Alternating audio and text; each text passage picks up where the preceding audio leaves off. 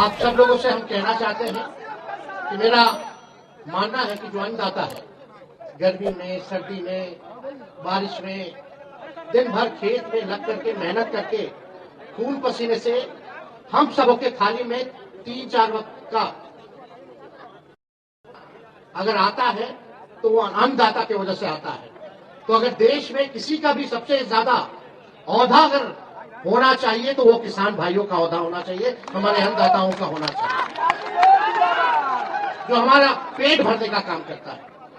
लेकिन आजकल जो जमाना है, जो आप लोगों को बतलाया जाता है, जो राहुल गांधी जी ने सच आप लोगों के समक्ष रखा कि मुद्दे की बात नहीं होती है, मोदी जी की बात होती है। मुद्दे की बात होनी चाहिए, किसानों की बात होनी चाहिए। और यही बात अगर हम लोग पूछे, भाई मोदी जी तो कहते थे कि 2022 में आए तो गुना कर देंगे किसानों का, हुआ कि नहीं हुआ? ये तो बात सामने आ ही गई है कि आए तो गुना तो छोड़िए, गरीब गरीब होता चला गया, अमीर अमीर होता चला गया। ये सच्चाई है, ये बिहार की तो सच्चाई है ही, लेकिन देश की भी सच्चाई है।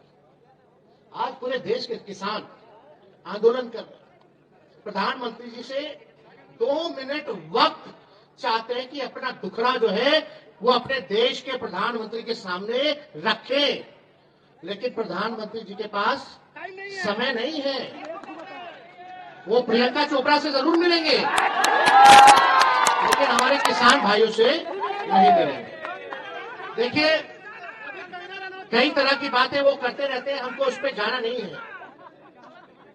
मेरा स्पष्ट रूप से मानना है और मेरा समर्थन है, और इस आंदोलन में हम आपके भागीदार हैं कि एमएसपी जो है आप लोगों को मिलना चाहिए, उससे कम कुछ नहीं होना चाहिए।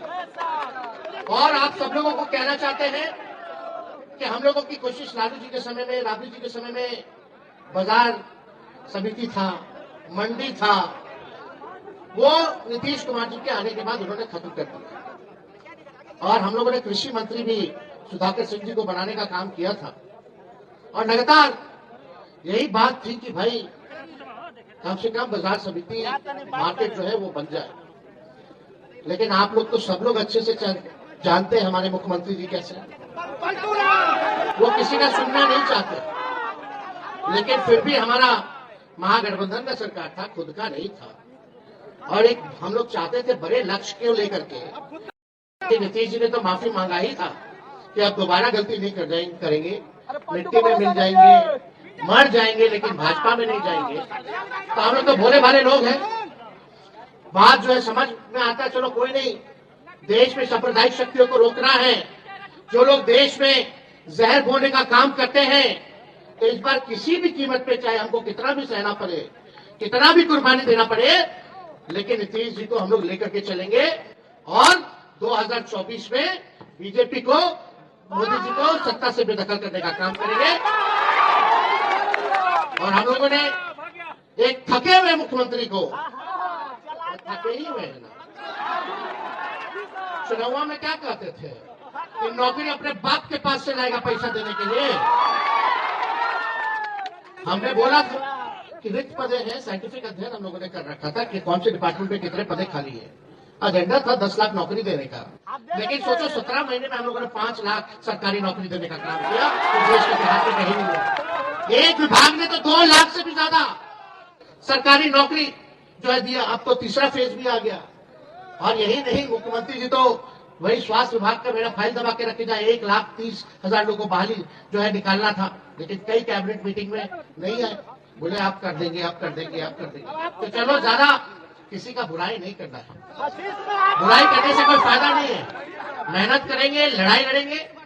और राहुल जी आज आए हैं, हम उनका स्वागत करते हैं, और ये घूम करके देश भर में देश को जोड़ने का काम कर रहे हैं, और ये बहुत जरूरी है। ये नफरत की राजनीति जो लोग करते हैं, जो झूठ का प्रचार करते हैं, हमने पहले भी कहा था कि मोदी जी जो है वो झूठ बोलने के फैक्ट्री हैं। मोदी जी जो है वो झूठ बोलने के होलसेलर हैं। मोदी जी जो है झूठ बोलने के मैन्युफैक्चरर हैं। मोदी जी जो है झूठ बोलने के डिस्ट्रीब्यूटर हैं। तो इसलिए आप सब लोग जागरूक समाज है। हम लोग चाहते हैं कि समाज का अंतिम पैदान पे खड़ा व्यक्ति का विकास हो, और हम लोग चाहते हैं सामाजिक न्याय के साथ साथ लोगों को आर्थिक न्याय मिले। इसकी लड़ाई हम लोगों को आगे लड़ने का काम करना है, गरीबी मिटाने का काम करना है।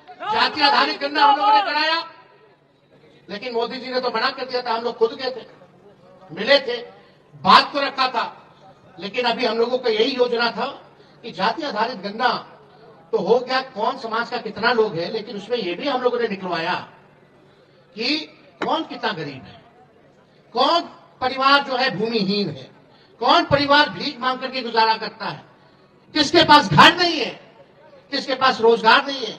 उनके लिए भी हम लोग आर्थिक मदद का योजना बना रहे थे।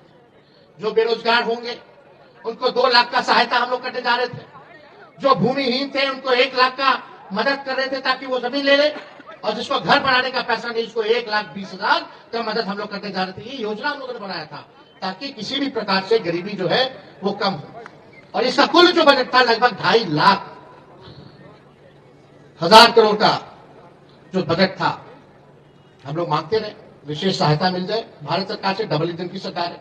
चलो अब तो उम्मीद करते हैं कि बिहार को स्पेशल राज्य का दर्जा मोदी जी दे दे या स्पेशल पैकेज दे दे। तो इसलिए आप सब लोग यहाँ किसान के लोग आए हैं, यहाँ सभी किसानों ने अपनी बात को यहाँ रखा।